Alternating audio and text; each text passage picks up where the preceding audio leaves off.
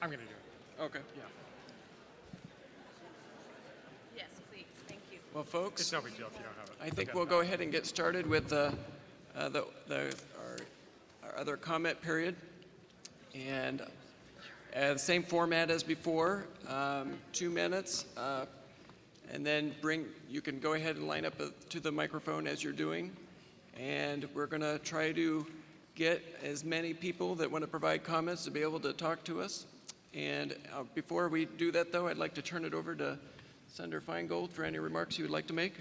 Thank you. I'll just do 2 minutes. I wanted to come back because I had asked for these public comment periods, and I will have to leave by about 5:45, but I wanted a chance to just hear unfiltered directly from many of you, so I'd like to do that. But I want to first thank all the farmers for taking the time to come today. I know it's a sacrifice for you, and you all have a long list of things you could have been doing today in what is essentially a 24-hour day job.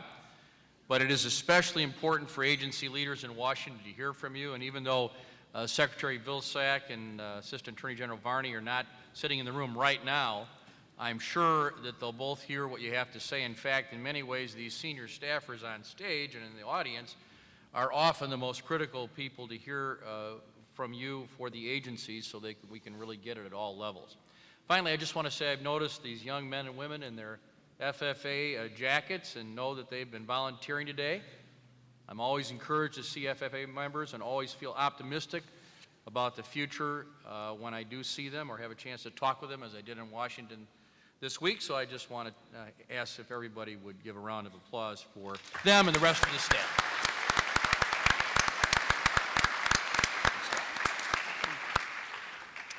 Well, I think we'll go ahead and get started, and we'll start right over here. Thank you. Oh, sure. It's all right. Good afternoon. Thank you.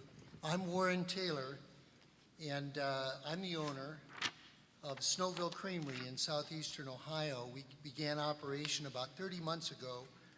We now have a payroll of $500,000 per year in Ohio's poorest county. We pay our farmers a 30% premium over the blend price. Our business has been doubling every year. Unfortunately, there is only one dairy industry in America, and it intends to keep it that way.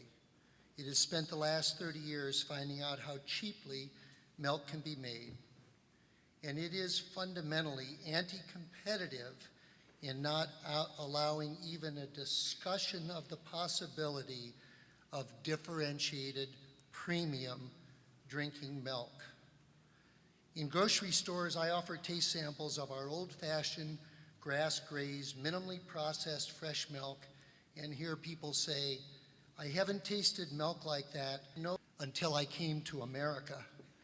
These are people from developing countries like Africa, Central South America, India, Europe,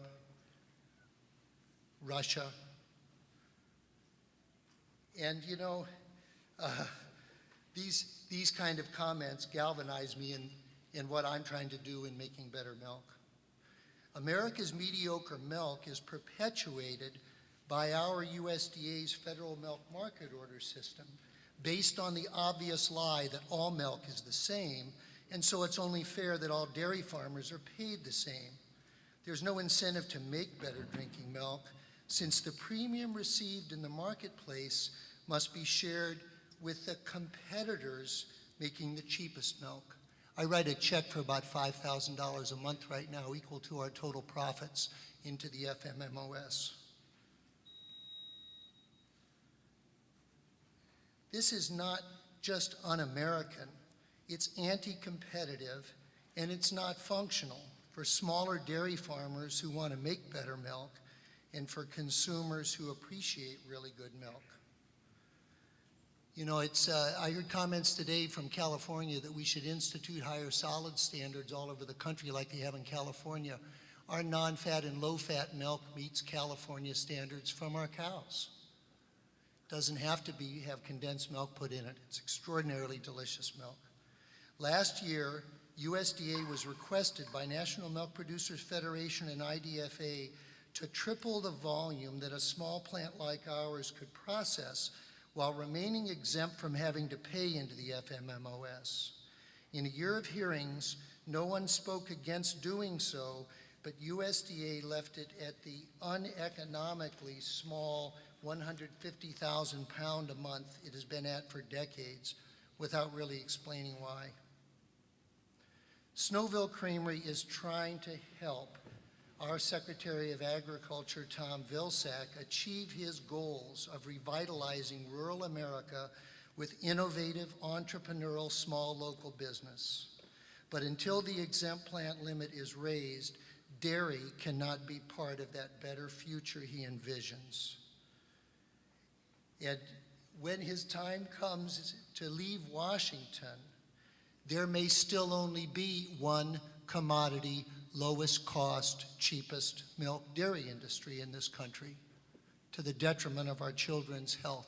We receive dozens of unendorsed or unsolicited endorsements from parents telling us about children that wouldn't drink milk or drank very little milk or drinking gobs of our fresh, high quality, extraordinarily delicious milk.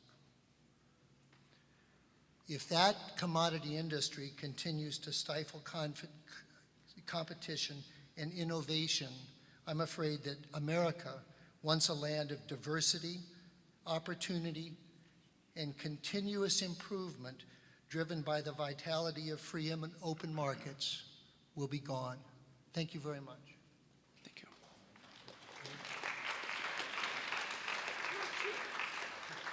My name is Charles Duntz. I'm a dairy producer just about 20 miles east of here. My son and I have a corporate dairy, so we're large in one of those bad ones. It's my son and I. We milk 140 cows, do all the work ourselves, manage 800 acres. We've had the pleasure of sitting here all day today listening to all the negatives of the dairy industry, what's wrong with it, where it is, what's happening, why are we doing it. But I haven't heard too much about what we can do to change it. And I think one of the biggest things we can do, and the dairy industry has worked hard at it for the last 6, 8, 9 months, and that's put together a system where the dairy industry runs itself. And I think it's time that the producers get together, co-ops, non-co-ops, all of them get together and start determining how much milk we actually produce to fill this market. Nobody's complained about the prices of 2008 when they were wonderful and we were all making money. It's when it fell apart that we started to complain about it. The reality of it is in 2008 we had good money, everybody expanded and produced more milk. It's a simple equation of supply and demand. We need to control supply and demand at the producer level in this country before we will be making a genuine profit in the dairy industry. Thank you.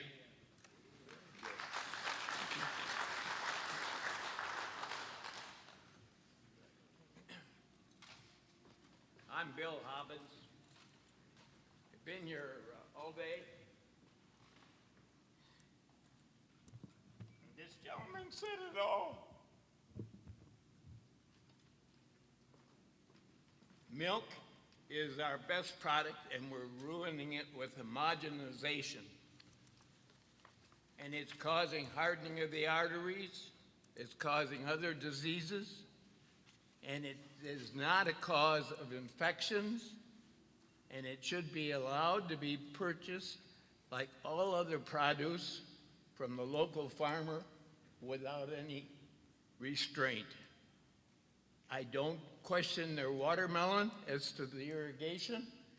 I don't question their eggs as to the feed to the chickens. And I can tell you that milk is so dominant, but you're destroying it with your homogenization.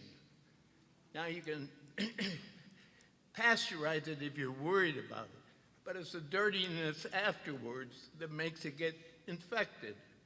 And more importantly, we can use X-ray very simply, a machine developed here at the university in 1937 that will sterilize the milk rapidly with no damage. Now, this man made my day. Thank you. Thank you.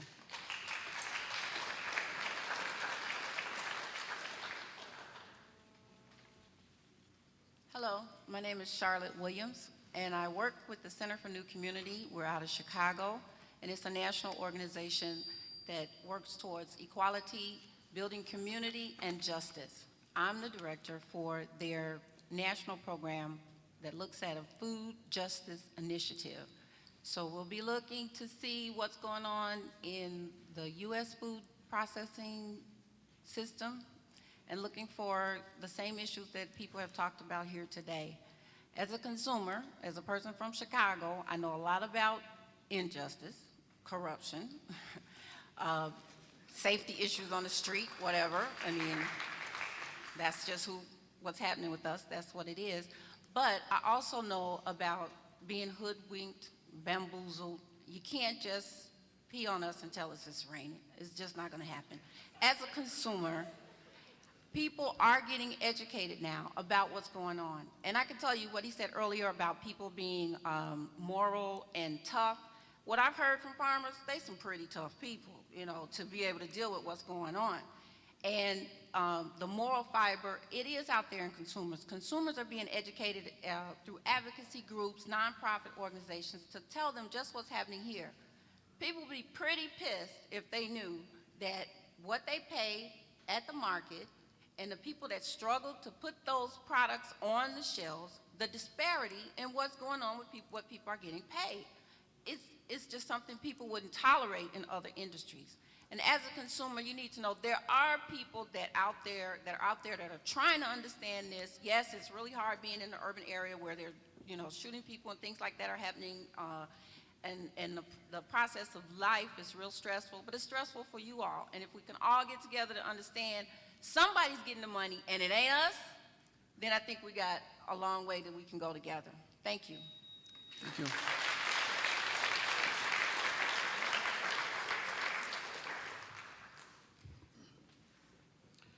Yeah, my name is Ron Klebenstein. I farm down by Darlington, Wisconsin. My son Nathan is the fourth generation on our farm. I'm very proud of him for taking up the challenge. I read a statement in a book just recently by a fellow by the name of Felix Rohan. He was a financier. I'm not just sure when he was alive, but it goes like this. Market capitalism is the best economic system ever invented for the creation of wealth. But it must be fair, it must be regulated, and it must be ethical. And I think we're a long way from living up to this standard of what this guy just said. Now, the question I have is maybe somewhat, I don't know what, it doesn't necessarily, it isn't necessarily measured by statistics. I would go like this, something like this. Does ownership matter? Does ownership of the ability to own resources by which we produce the goods and services that it takes to satisfy the requirements of the human existence, does the ownership of those resources matter? And when you consider this market capitalism that is the basis of our economic system that we have been living since the founding of the Union back in the 1700s, and the fact that individuals come to this country and they had the ability to own the resources, and through the many years of the American historical experience, they have taken that ability and just done wondrous things with it. Now I read an article in Hoard's Dairyman a couple months ago, and the author by the name of Bill Rowell used some numbers in terms of dairy producers in the country just since 1970. In 1970, we had 648,000 dairy producers. Today, we have somewhere in the neighborhood of 50,000. And he suggested the potential in a given, he didn't give a specific time frame of having perhaps 10,000 cow dairies producing all the milk in this country. Now, my question is, well, the reality is this. Just when you go from them 648,000 to 50,000, how much of that ownership haven't we already lost? And if we were to go to those 800 large farms, what would the consequences be? In truth, we can't really say for sure what the consequences would be, but we do know one thing, that independent entrepreneurial system of ownership of dairy farmers in the dairy industry has well served the dairy industry for many years in this country. And I would suggest it's a huge mistake to abandon that. But that's exactly what we're doing. And we're doing it by our own free will. And I would totally agree with that gentleman that got up a couple minutes ago and said that we can fix this as producers. Because as long as the producers own the product, they have the ability to come together and fix it. And we choose not to do so. For whatever reason, we choose to let our cooperatives represent us. And quite frankly, the numbers speak for themselves. They're not representing us. We need to take the bull by the horns as producers and get the job done. And I believe it can be done, or I wouldn't be here today, and I sure would not have allowed my son to dairy farm. Thank you.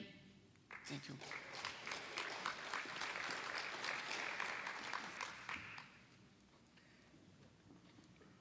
My name is Bill Averbeck. I'm a dairy farmer in Fond du Lac, Wisconsin. My family has operated this farm since 1848. I'm the 5th generation. I have 2 sons. They'll be the 6th generation. I have 3 grandchildren. And if their mothers have anything to say about it, they'll try to keep them on the farm too. Yesterday when I left, there were 4 generations of Averbecks working on that farm.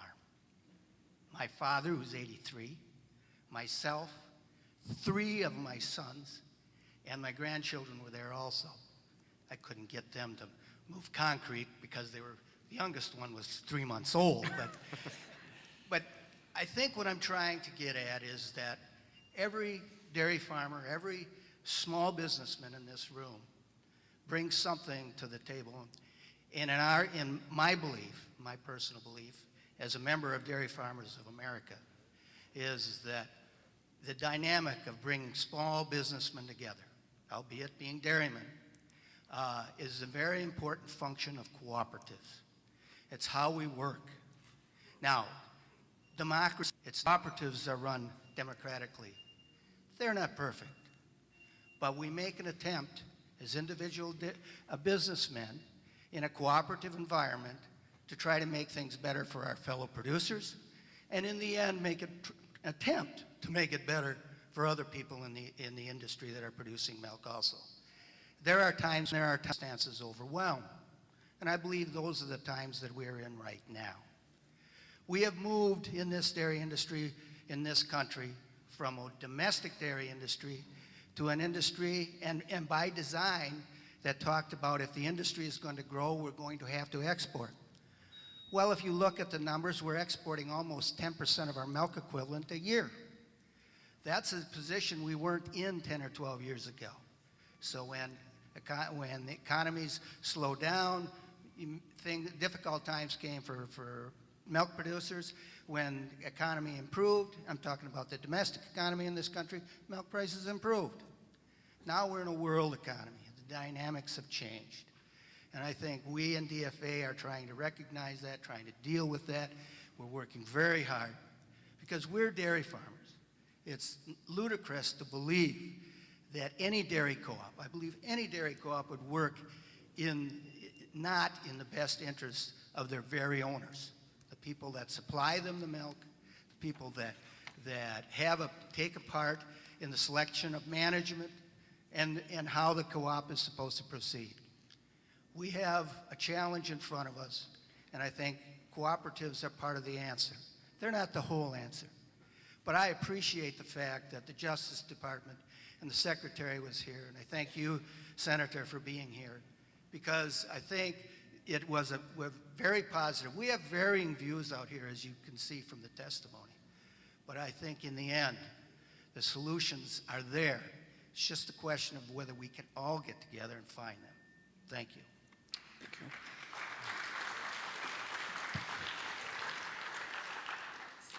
Hi there. My name is Sarah Carlson. I'm a consumer and kind of a media maker from Chicago. I wanted to come and just sort of talk about the consumer end of this milk issue and how consumers obviously nowadays are really wanting choice and they're wanting a variety in their product. And you have a movement in Chicago, a variety of products, whether it be produce or milk or whatever. The CSAs in the Chicago area, the community-supported agriculture CSAs, and some of the milk shares have sold out. The demand exceeds the supply.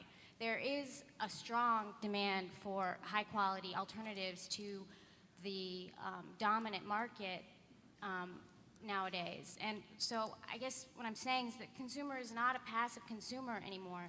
They're taking action to try and get their needs met, whether it's to get healthy food for their children, whether it's to get healthy produce in areas where they don't have access to it. And that leads me to another issue, which is that many of our communities in rural areas and in urban areas have some of the same issues happening. They have a lack of economic development, a lack of access to fresh and healthy food. And communities we need to work together as consumers and farmers. Yeah, as many people have mentioned today, consumers and farmers are both getting squeezed. We're paying a lot of money at the store, but we're not getting the products that we want very often. And farmers are not getting their share of the food dollar.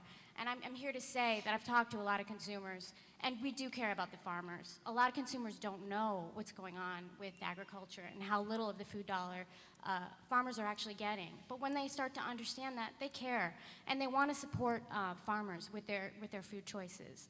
And they also want to be able to make food choices that support their families and their belief system. They want it produced in a way that they support and that reaches the workers in a way that they feel is equitable. So I just want to say that I hope that the USDA and Congress and the Attorney General can support consumers in having a choice, because this system is burgeoning and growing and the demand is very ripe. But we have to have support from the laws of this country, because obviously we live in a world governed by laws. We have to have support from the regulations and laws of this country in order to be able to meet the demand for these alternative supplies, which will naturally balance the monopolization or the consolidation that's happening right now. Consumers want choice, and if we support that market, that market of choice, then we can provide a natural balance to the consolidation that's happening in the industry. So I would also suggest that, along with everything else that's been suggested today, support the natural flow, the natural demand that's coming from the ground for better products, for more direct sales to farmers, or for more diversity in products, and for more local products, because that's already happening. You've got support for it. All you have to do is support that, and it's not that hard, and people really want that. So thank you for hearing me out.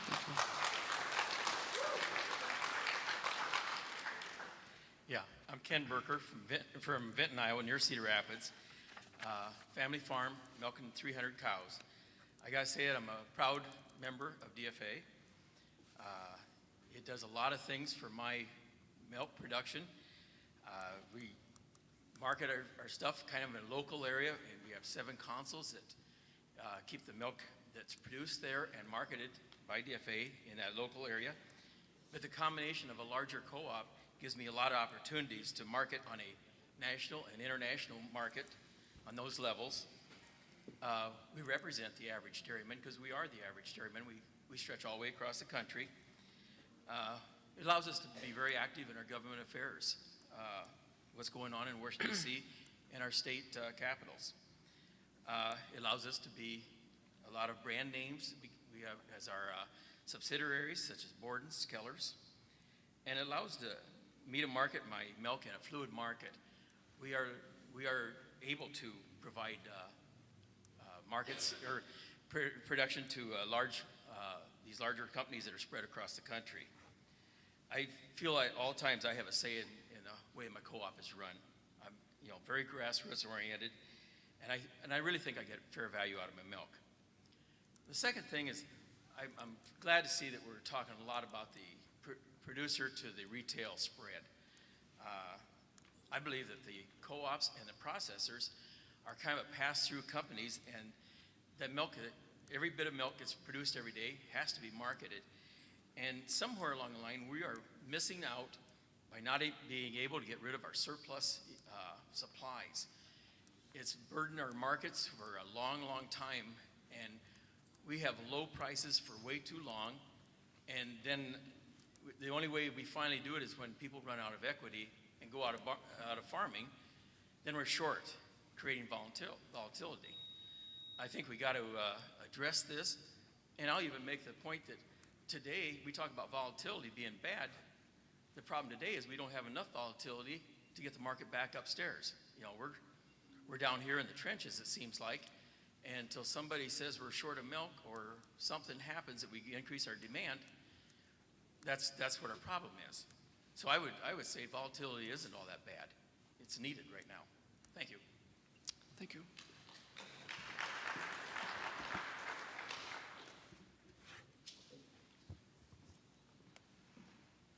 Hi, my name is Alice Schneiderman, and I'm from Madison, Wisconsin. Thank you very much for being here. I'm a concerned mother and a concerned consumer. I wanted to say thank you to Secretary Vilsack because he asked some really important questions which pertain to my health and to the health of the planet. He asked about, why are we in this contraction situation of dairy farmers? Why aren't we in this expansion innovation mode? Second of all, how can we get younger people into farming? Third of all, how can we increase consumption of milk? And fourth of all, how can we create 100,000 new farms? Well, I understand, or I don't understand the dairy industry. It is a very complex industrial giant, but what I do understand is my relationship to my farmer. And I think that in order to answer these 4 questions, we need to be able to go to our farmer and have a direct on-farm sale relationship with our farmer, because we want access to whole, healthy, natural, real foods. I'm tired of going to the supermarket and not having any choices. I'm tired of reading labels. I'm tired of not trusting where the food source is coming from. I appreciate that the USDA is asking us to know our farmer, know our food sources.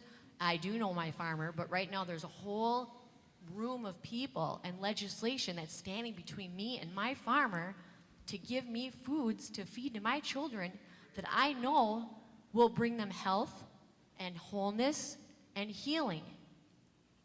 I want to be able to go to my farmer and buy the foods that I want to buy. I'm not saying everybody wants to do that. I'm not saying everybody has to do that, but it's my right. It's my right to have the freedom to choose what foods I feed to myself and to my children. I can smoke cigarettes, I can drink alcohol, I can ride a motorcycle, but yet I can't go and have a relationship with my farmer and buy products from my farmer because of laws that are stopping me and people that are stopping me right here in the state of Wisconsin. Thank you for being here and thank you for listening.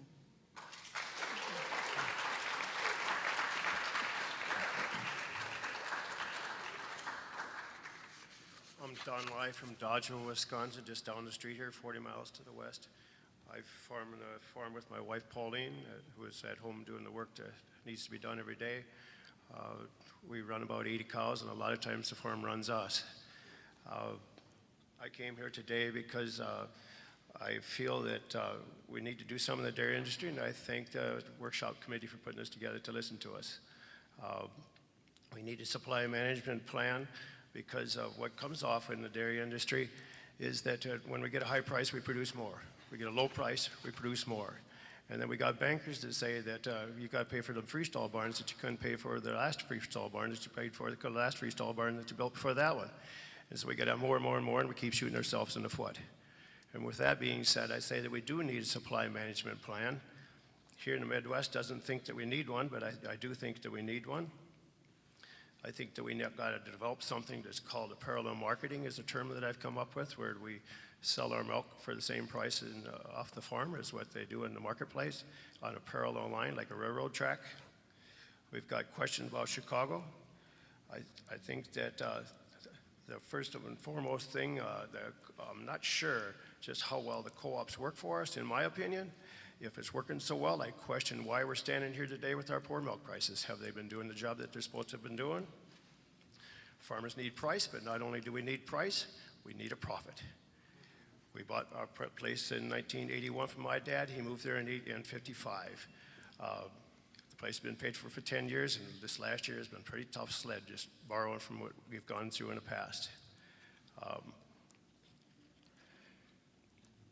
The industry needs change. The reason it needs change is because when they pull the cheese out of storage, when the price rallies, there goes flops the market. You got problem with Chicago, manipulated prices. We got export not getting the job done. We got imports bringing it in, uninspected bunch of slop. Farmers co-ops boards really don't do what the farmers are supposed to do for the farmers. We all get bled dry until we can't go no more. And then just here comes another safety net in to save the ones that we all just got squeezed out. And then we've got this real soft topic that nobody wants to touch on at every meeting I go to, but they all agree with me on the sidelines. We've got an awful lot of illegal labor force milking an awful lot of cows, putting me out of business every day a week. They don't belong here. The law is already in place, and they're putting me out of business every day of the week. And I don't care if the rest of the community wants to have them here. That's fine and cool, but don't take me down with you. Thank you.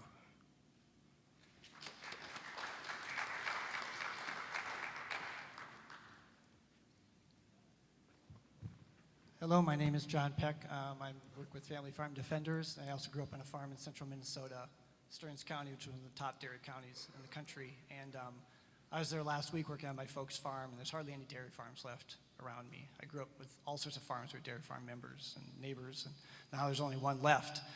And it's really sad that dairy farmers are in that strait. We have more prisoners than farmers in the United States now. And that should not be the future of this country. I think we should have more farmers, not less. And I've been down to the Chicago Mercantile Exchange many times with dairy farmers to try to figure out where their prices are set. And it's really disturbing to meet some of the traders there. These are people who are dictating their lives every day. Many of them not even been to a dairy farm. And they're deciding prices around the world, not only in the United States, but around the world. They're being set in Chicago. And we heard some very good testimony from economists here today. I actually have a degree in economics. That's why I came to UW-Madison. I now teach economics at the technical college here. And it's really hard to explain to my students why there's no connection between what farmers get at the farm gate and what consumers pay at the store. I mean, that's not what I'm supposed to be teaching in economics. That's not a free market. That's a corporate-controlled market. That's what we call an oligopoly or monopoly. That's not a real free market system. And it's really sad that we've heard that less than 2% of that cheese market's wagging the dog, basically, down in Chicago. That's not a fair market situation at all. It's ripe for corruption, speculation, manipulation. And I remember years ago, I was first exposed to this as a student here at UW-Madison. I was up at the Capitol, and there was farmers stomping on boxes of Velveeta cheese in the state capitol. Some of you here might remember that. That was when the Green Bay Cheese Exchange was still operating. Tommy Thompson said, okay, this is enough. But then they just moved it to Chicago. It didn't go away. It just went to a worse scenario. Worse. It's gotten worse since then, in my estimation. So we deserve a fair market. We don't deserve a manipulated market. I mean, we've heard some excellent, proposals here today. Why is the fluid milk price pegged to cheddar cheese? Why not mozzarella? Mozzarella is a top cheese in the country now, not cheddar. Shouldn't we be talking to the pizza dealers to set the milk price if that's how we want to do it? Why don't we have a direct pricing function? The DOJ and USDA need to deal with current lawsuits that are pending. We've had rafts of them waiting to be dealt with. And a $12 million fine against DFA is not enough. I mean, that's a slap on the wrist for a very corrupt co-op, which some of my farmer members have to deal with. That's just a slap on the wrist. They'll continue doing what they have been continuing to do, what they've done before. We're dealing with a captive supply situation, very similar to poultry or beef, where basically these companies and these corrupt co-ops are basically saying, we own that milk as soon as it hits the bulk tank. We buy it or you dump it. I mean, that's your only choice. That's not a fair market situation at all. Not fair at all. And my dad used to tell me, whenever you get too big for your britches, there's a problem. These co-ops and these corporations are getting too big for their britches. They're controlling the majority of the market. They've gotten too much power. They need to be reined in. And when you're big, you can be the gorilla in the room. Someone talked about volatility is profitability for these people. They don't want a stable market. They want to watch it bounce. That's how they make money. That's what they're doing. So I'm really hoping that the DOJ and the USDA at these hearings will listen to this testimony you've heard, listen to the farmers who are here, not just the corporate representatives and the co-ops who may or may not be speaking for their members. Actually listen to the farmers who are here and the consumers who are here. about what needs to be fair in the marketplace. You know, it's absolutely wrong that corporations and truck brokers are paying their CEOs millions of dollars, and consumers and farmers are going bankrupt or being price gouged in the store. It's just unfair.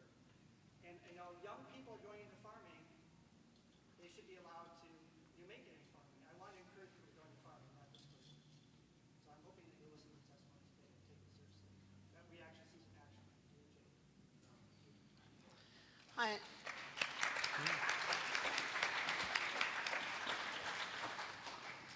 Hi there. I'm Kathy Ozer, and I'm the director of the National Family Farm Coalition. And for more than 20 years, I've been working in D.C. on behalf of family farmers, many of whom, some of their powerful voices of Joel Greeno and what John Peck just said and other farmers are saying. And I would just say that there are many dairy farmers around the country watching very closely what's happening, not just today, but what happens in terms of immediate action.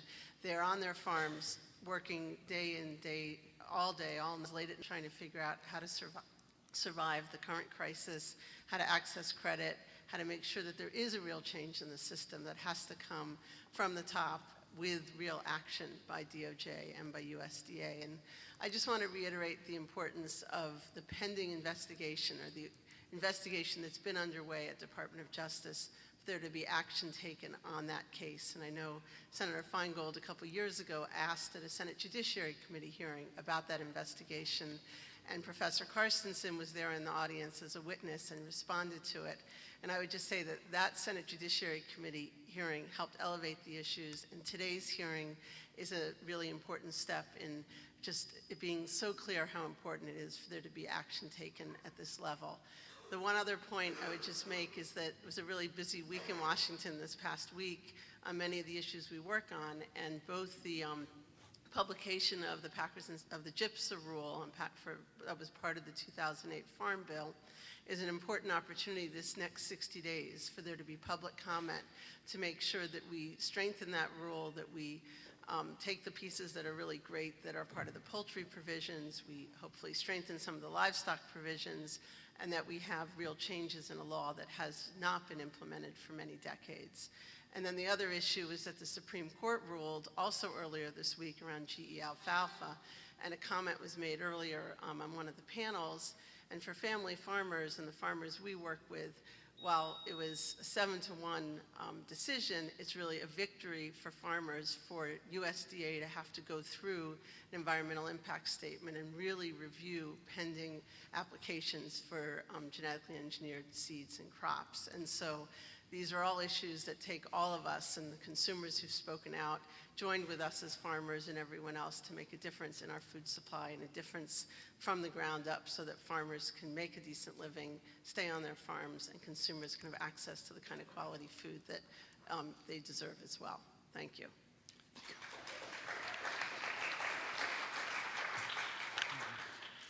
Russell, thank you for listening. My name is Pete Harden. I edit and publish the Milkweed newspaper, and in 40 years as a dairy journalist, I have never seen such an inequitable mess in an economic sense as we've got in dairy. One overview and then 3 specific suggestions. We're not just in the milk business or the cheese business, we're in the protein business. In my opinion, there's an evolving global scarcity of human quality protein. We see the oceans fished out. We see the U.S. beef cattle herd at its lowest level since 1952. Human quality protein is scarcer and scarcer. And I can think of no finer complete protein than dairy-based proteins for those who enjoy dairy products as part of their daily diet to provide this daily necessity for our bodily and brain function. So we're really in the protein business. And let's remember that. Now, 3 specific suggestions. I think the U.S. Senate and Congress ought to revise the Capper-Volstead Act to include limited exemptions for agricultural co-ops only for the original procurement, transportation, and marketing of the raw product. In every other sector of cooperative endeavor, let the co-ops compete on the same basis as the rest of the world in finance and ideally financial transparency, et cetera. But I think the 90-year-old Capper-Volstead Act needs to be pulled in for an overhaul. And that's the bailiwick of the legislators. Secondly, as Dr. Cotterill from UConn suggested today, if we track the money in the marketplace, as we have been discussing all day, I think we ought to consider a surtax on dairy case profits at the retail level. When I was in Washington last fall, I bought a 6-ounce cup of yogurt for $1.59. That plain yogurt, including milk protein concentrate, is the second leading ingredient. That's $400 per hundredweight farm milk value for a product which only has a little culture added to it. You know, it might have cost them $14 a hundredweight in milk costs, but by the time that 6-ounce container of yogurt hit the supermarket shelf in the Washington, D.C. area, $400 a hundredweight if you value it back to the farm. That's where the money is, at the supermarket level. And finally, I think as a result of what the DOJ and legislators are hearing, I think the DOJ Antitrust Division needs the financial and personnel resources to establish regional offices staffed with investigators and lawyers on a more localized basis where competition issues in food and agriculture are of concern. Thank you. Thank you.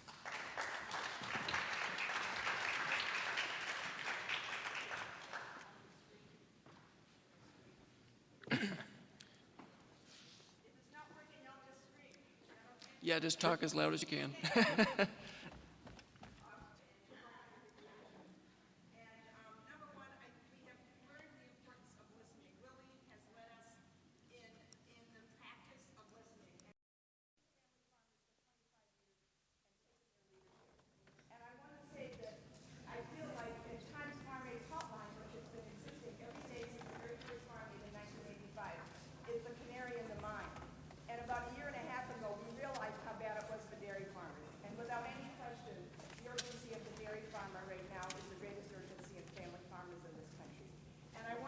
I want to speak to the urgency of this moment and the opportunity of this moment also, because we recognize, yesterday Mr. Heffernan said in one of our workshops that we have an opportunity now that we haven't had for years in Washington, and we recognize that, and we recognize how important it is to move in this period of time. So I want to say that Farm Aid stands with family farmers. We are here to both listen, and we also believe, as Willie believes, that family farmers have the solutions. And if we realize that the consequences of a revitalized dairy policy can lead to a revitalized economy. Farm Aid just did a study on the economic stimulus that a family farm economy gives to everyone when you invest in a family farm system of agriculture. And we have a report here, which I'd love to share with anybody that is interested in it. The Secretary was interested when we told him we were doing it a year ago, and I think he's very interested in it, and I'd like to share it with everybody. So thank you. It's very important that you're all here listening, and it's very important that many people, of course you know that for the many people here today, so many couldn't be here, especially dairy farmers. Thank you. Thank you.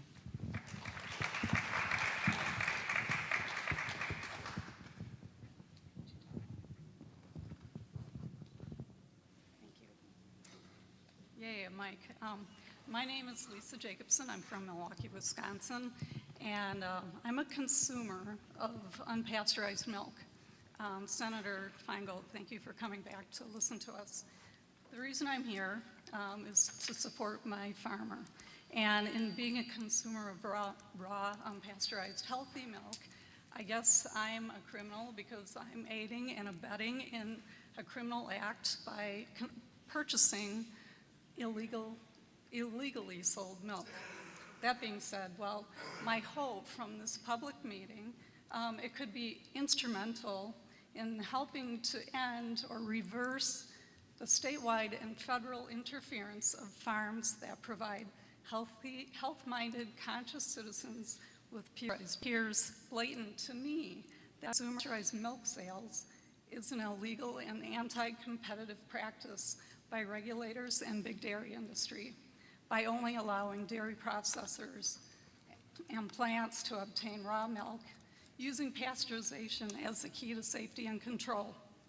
I would argue that consumers can also pasteurize or heat the milk at 165 degrees for 15 seconds, if that's the argument. Big dairies, regulators, and lobbyists use mainstream media for smear campaigns that all unpasteurized milk is unsafe. Yes, I would agree, factory farm milk, raw milk from cows who suffer from mastitis, their tails are cut off for efficiency, and they can't swat flies. They're never allowed to live outside or graze naturally, but instead fed on natural grain-based diets infused with antibiotics and growth hormones, wallowing in their own feces on concrete, bedded on recycled manure, and living in factory farms or CAFOs with manure lagoons, replacing pastures, polluting the air with hydrogen sulfide, ammonia for surrounding neighbors and communities, and whose milk is then commingled into silo milk and shipped across the country. I would agree that might be unsafe raw milk. So if pasteurization by conventional dairy industry standards with this type of frightening logic is the answer to sanitizing milk, then I don't want industrial dairy products or want to feed it to my children. All I want is, and hope for, is safe, healthy, wholesome, unpasteurized milk from healthy dairy cows grazing on healthy pasture from my small farmer who uses sustainable agricultural practices. And to rephrase a quote by Joel Salatin of Polyface Farms in Virginia, my wish is that a consumer group will grow to advocate legalizing unpasteurized milk to be at least as big as the National Rifle Association. And I also wanted to say, I went to the hearing for legalizing raw milk in Wisconsin, and there was 658 people present that were in support. They went all the way to Eau Claire to support the legalization of raw milk. And there was about 20 people against it at this hearing that represented big dairy regulators. And unfortunately, the lobbyists got assembly, or the majority of the assembly, and almost unanimously the Senate voted to legalize the raw milk.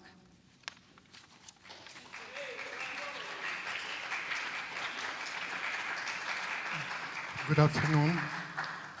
My name is Diego Calderon. I am an immigrant, a veterinarian, a dairy researcher, a dairy consultant. I have been really sad to witness how the farmers, and especially the dairy farmers, are disappearing little by little from the countryside at such a high pace that they are going to be soon in a high rank in the list of the endangered species, close to extinction. If there is going to be a set of laws that are going to allow the farmers to get out of the endangered species list, it has to be a law focused in giving the farmers their independence back.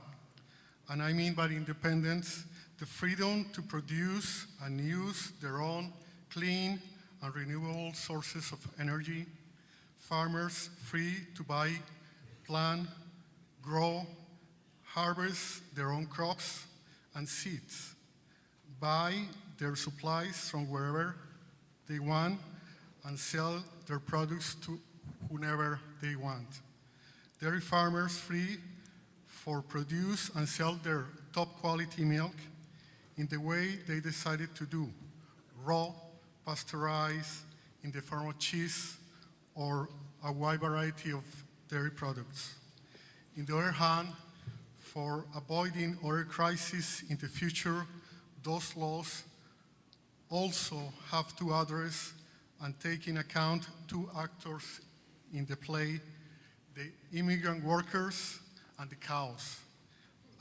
Dairy farmer can't hire an immigrant worker for more than 6 months right now. legally. Animal welfare has to be taken very seriously because we have seen already if an animal is mistreated, it's not that animal who is going to suffer, it's the whole dairy industry and the dairy farmers. Thank you.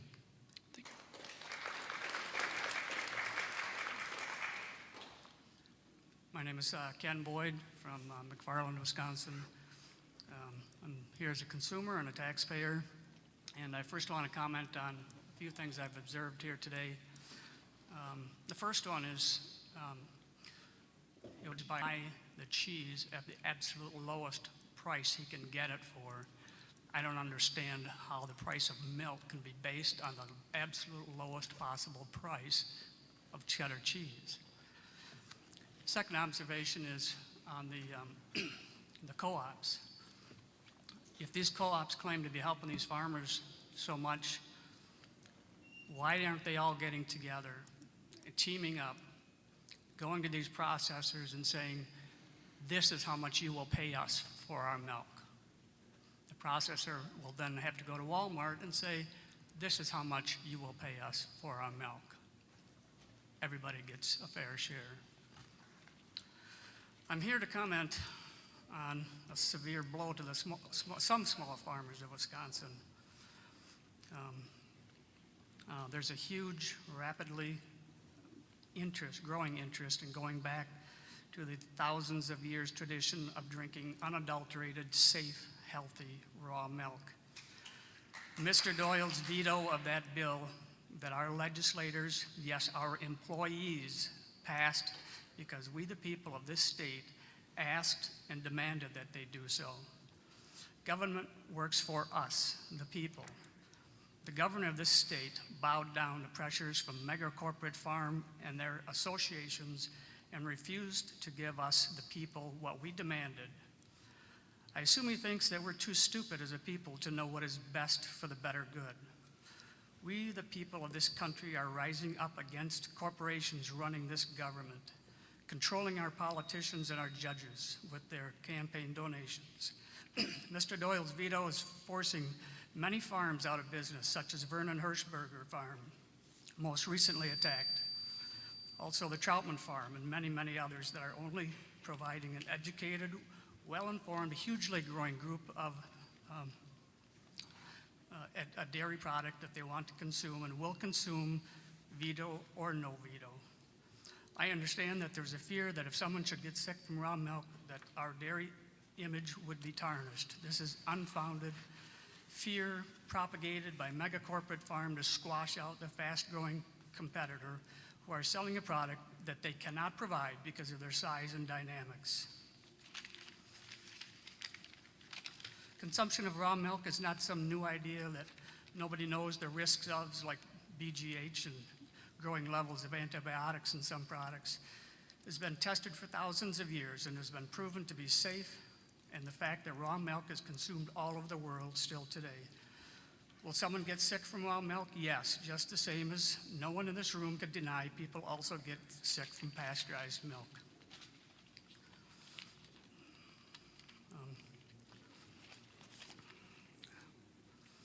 As you in the news have probably, as you should see in the news, people in this country are getting agitated. We are getting sick and tired of corporations running the government. The Constitution of the United States says, we the people, not we the corporations. And the raw listened and agreed. We will continue to fight with more vigor and conviction than ever before for our right to consume raw milk and to save the countless farmers who have survived by finding this niche market, and for the opportunity for young farmers to start up new farms for this demanded product. Thank you.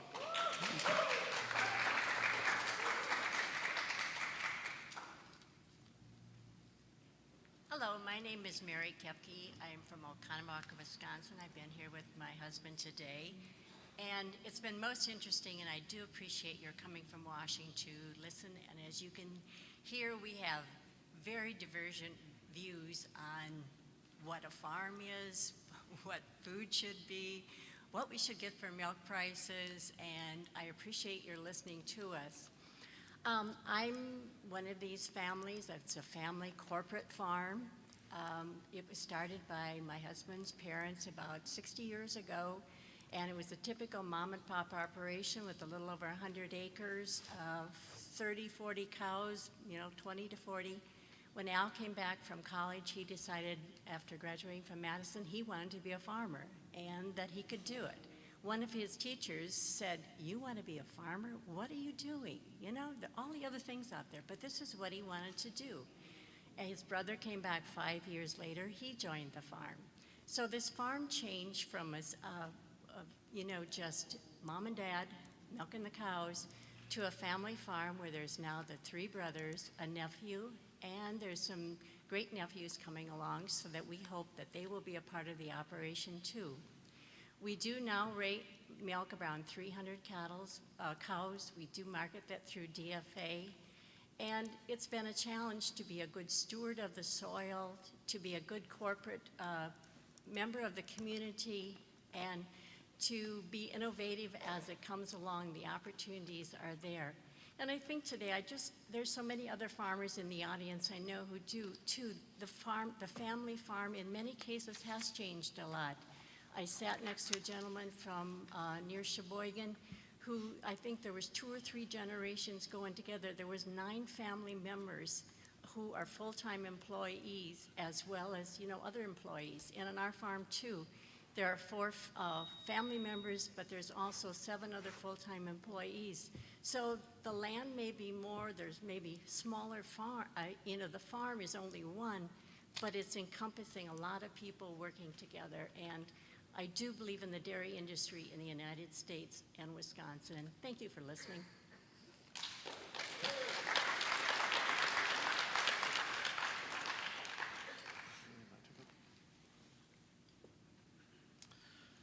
Good afternoon. My name is Tom Kriegel. I'm at the University of Wisconsin Center for Dairy Profitability. And first, let me thank Senator Feingold, Cole, Secretary Vilsack, Assistant Attorney General Varney, and all the other folks from those agencies that are here today to listen to concerns from people in the dairy industry. I don't do research on market structure, but I do work with dairy farmers on their cost of production and so forth, and I'm very much aware of the intense bleeding that's been going on the last 18 months all around the country with dairy farms. And I do understand some economic theory and have some empirical evidence that I can talk about and tie in a little bit of my own research as well. Economic theory says that a perfectly competitive market provides the greatest good to the greatest number in the economy, and it further says that a perfectly competitive market is one in which there's many buyers and sellers, none of which has more influence than anyone else on setting the price. We do not have a perfectly competitive market anywhere. I don't know that we ever had, but at one time we were a lot closer to it than we are today in most of our industries, and that would include the food industry. Too much power concentrated in any single place is bad for the economy and society.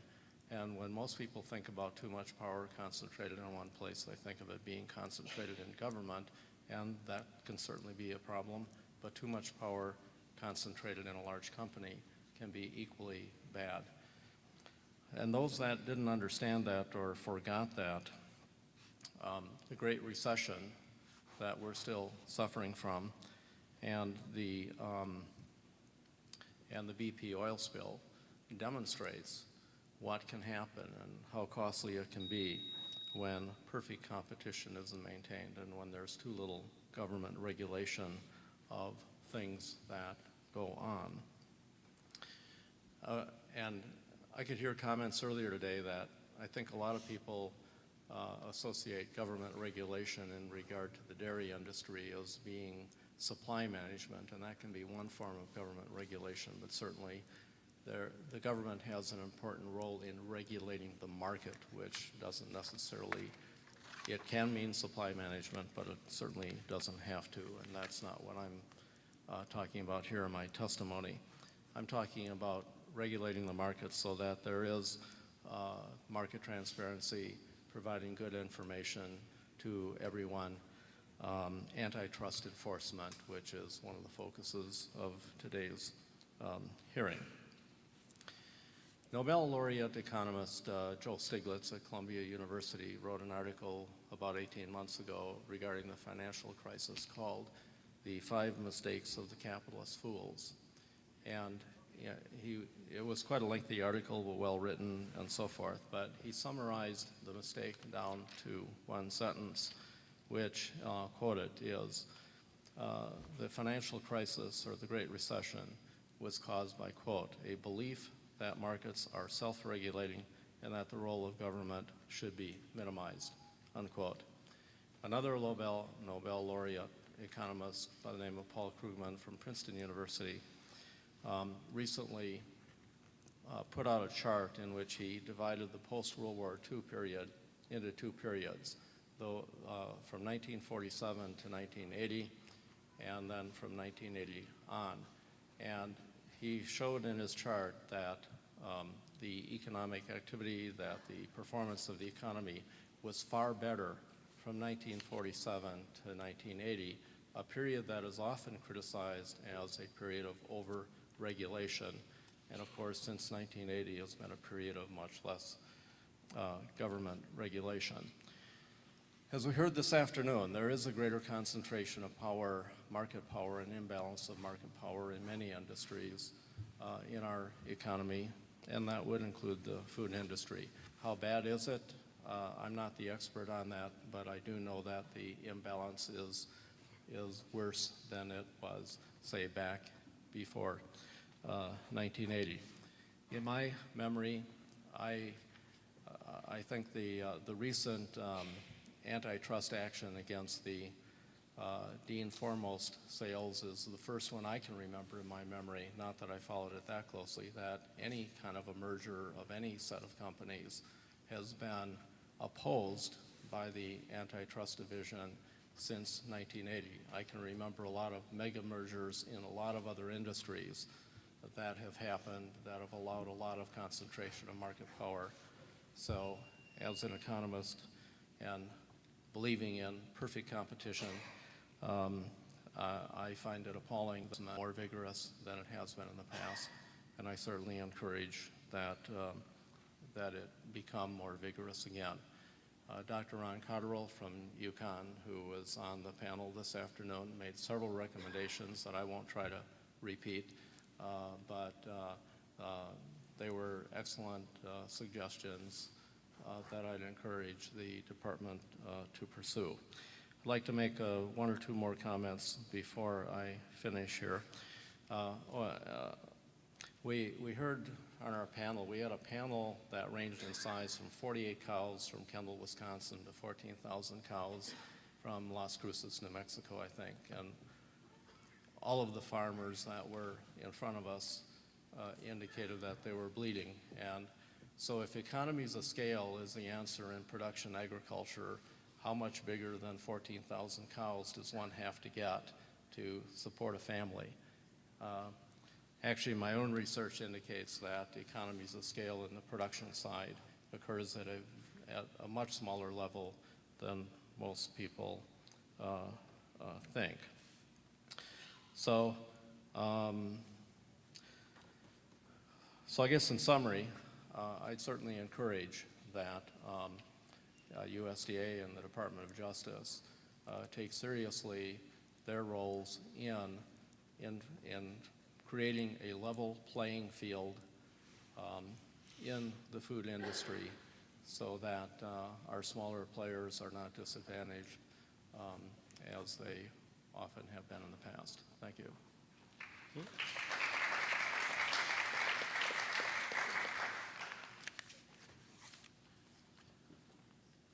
Hello, my name is Steve Horseman from West Central Wisconsin. I would like to thank everybody who took their time from Washington to come out and show their interest in the dairy and the food industry, especially to Senator Feingold for taking the time to come back to listen to us. I have a comment on a few things that I've heard here today.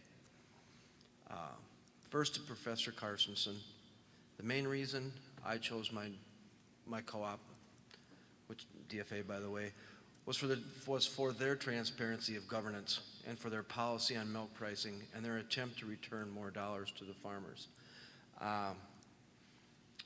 My second point, to those of you who claim that your dairy co-op doesn't care, go to your local meeting. Speak up. Change it. If you don't like it, pick a different one. Find one that will work for you and your philosophy on dairy production and marketing. Milk marketer, why did you think they were going to give you a list of producers with which you were going to use against them? No other company, no matter what structure they're under, whether it's sole proprietorship, corporate, isn't the gun to use against them. And the people who have brought their fight for raw milk to a venue that raw milk, I've done so for over 45 years. My family still does. But I also had a family friend whose son visited me, stayed with our family for an overnight to spend some time with my son. He became very sick. Are you ready to do that to your children or to your friends' children? I don't see why you would. It is a very simple, and it is a healthy process to take care of this milk and to eliminate those unnecessary risks. I graze my cows. I use antibiotics on a very limited, as-needed basis. I ensure that there is no antibiotics going back into the milk supply chain. And I strive to replicate an environment when they're not on grass that simulates a day on the beach under an umbrella with an all-you-can-eat buffet.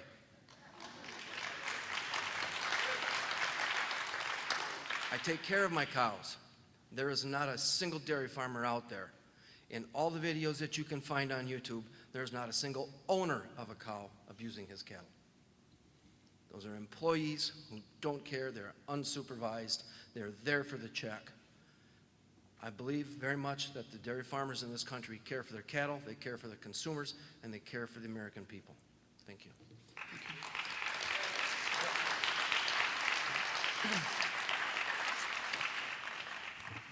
I guess you saved the best for last. At least I hope I am. Doug Tate, Winnebago County, Wisconsin. My wife Debbie and I farm 120 acres. We milk 40 cows. We're small by all standards. We started 40 years ago almost. I don't feel that old, but I guess I'm getting there. My knees are shot and think about retirement. The last couple of years have been really difficult for us.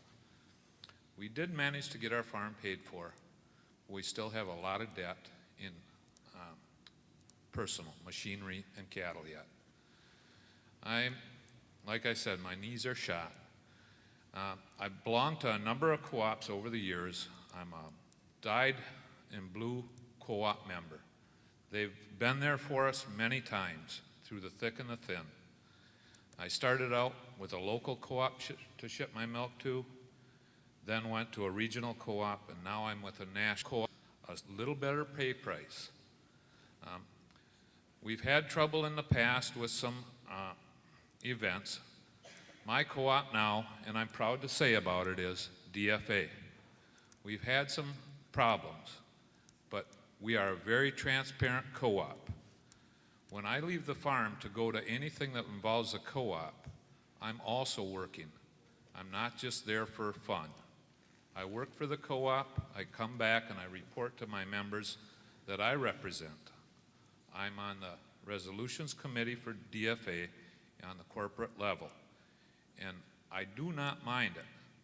Some of the farmers in our organization don't want anything to do with the management of the co-op, or they're too busy on their farms working for it. I like it. I like to know what's going on in our co-op.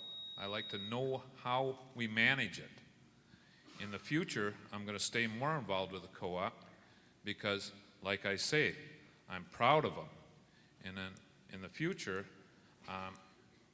I'm thinking that what we need to do is not just address DOJ issues to realize a better pay price for members.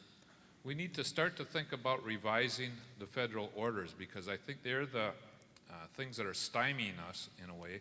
They're archaic, they're old, and it just doesn't, like you heard, 2% of the milk determines part of our pay price. I'm a proud member of DFA. Thank you.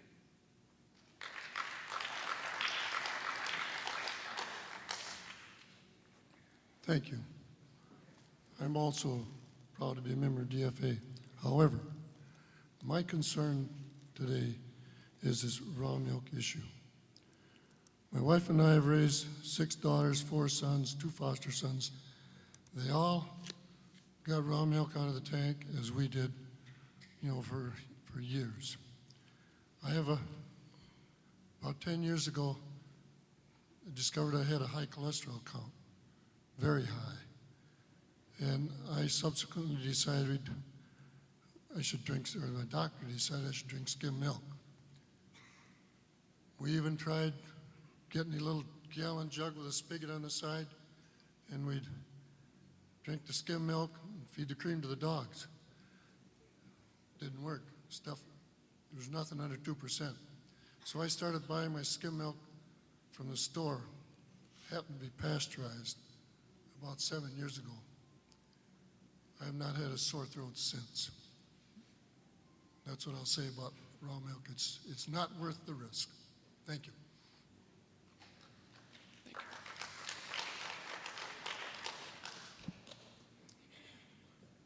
Hello, my name is Randy Kohler. I'm from western Wisconsin, and I believe in co-ops. Used to sell my milk to AMPI years ago. Became a member of DFA, well, Mid-America Dairies, now DFA, 15, 20 years ago. And I couldn't be happier with the leadership of DFA. I believe they're very transparent these days, and they give us a lot of knowledge that we can use. We come to things like this. We're encouraged to go to things like this, be active, grassroots. I go back home and I have neighbors that sell to other co-ops. I have neighbors that sell to the local family-owned cheese plant that is 10 miles from my place. And they ask me, what's going on? What did you learn? And at that meeting you went to. And I tell them, and they say, yeah, we'd find that stuff out, but it would be a month later. And, I wish more people would come to things like this. I think this has been a great day. I thank everybody from the government that came and listened to put this on. And hopefully we can get something done to raise the milk price for farmers. I'm not going to make a suggestion because you've heard about every suggestion there is today. So, thank you. Thank you.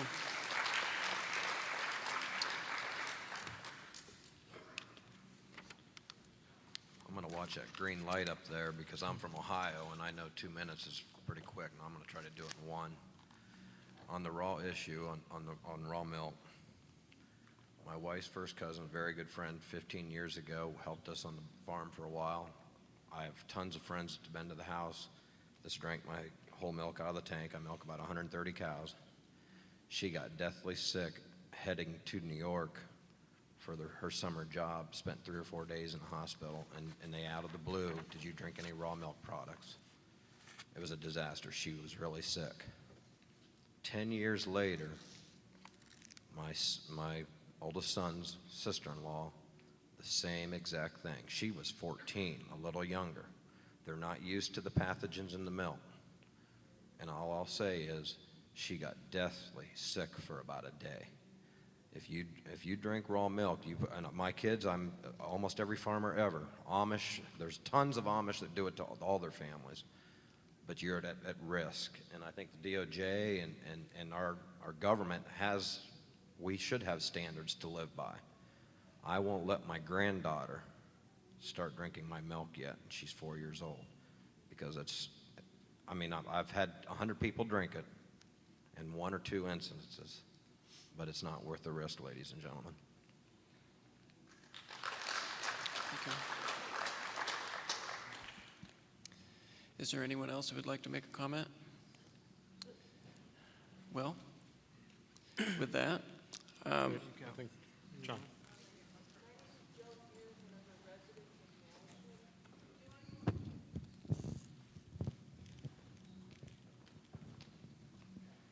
My name is Joan Deers, and I'm a resident of Madison.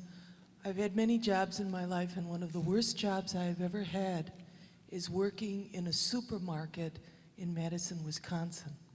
That supermarket was originally founded by Senator Cole's family, and back in the day, it may have been a reputable institution that treated all of its workers well. That supermarket was sold to the A&P, right? My paychecks came from Montville, New Jersey. I saw the shrink, I saw the waste, I saw workers not being cared for, and I saw all of your products being stretched to the max, and it was very easy for me to see why you don't get the dollar that you deserve. My request is that every milk product served to the U.S. military or any soldier serving in the U.S. military in any form, be it milk powder or whatever, that you work to make sure that these folks get their dollar. That any contractor to the U.S. military for food, you can do it that way. You can stipulate that they buy their milk from people who give these farmers their dollar.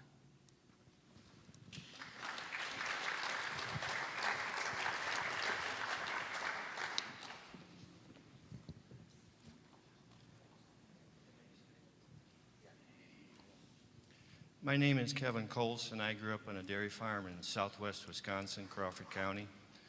And recently, after 70 years of dairy farm, my sister, milking 35, 40 cows, a few months ago, sold at the bottom of the market. She should have gotten out of it quite some time ago, because not only was there no profit to be made, it was not even break even. It was just working and basically borrowing money and cutting the timber off it. So the thing is now, what does she do? And she's only one of many. So here, you cannot not do something, because there is a socioeconomic cost to all this. We can talk about economics until the Gulf of Mexico freezes over. But it's a socioeconomic problem that's out there. And there needs to be policies designed to assist people who want to get into organic farming. The transition is way too difficult. And maybe there's a place here for 14,000 cow herds and 48 cow herds. But one thing, after 70 years, and my family and so many other community families, they drank the milk raw, and we had no problem. So if we can't drink raw milk now from some of these herds, then there must be something wrong. But anyway, the issue is one is rural economic development in this country. Now, I invite a lot of people to go out and take a look at rural Wisconsin and other rural places and see what it's like. Thank you. Thank you. I'd just like to add that smoking, there are risks to that too, but it's legal. This is about anti-competition. These raw milk farmers have a product that is in demand. People want it. It's our right to have it. So they should not be squashed out of competing for that market. There are risks just like smoking, yes.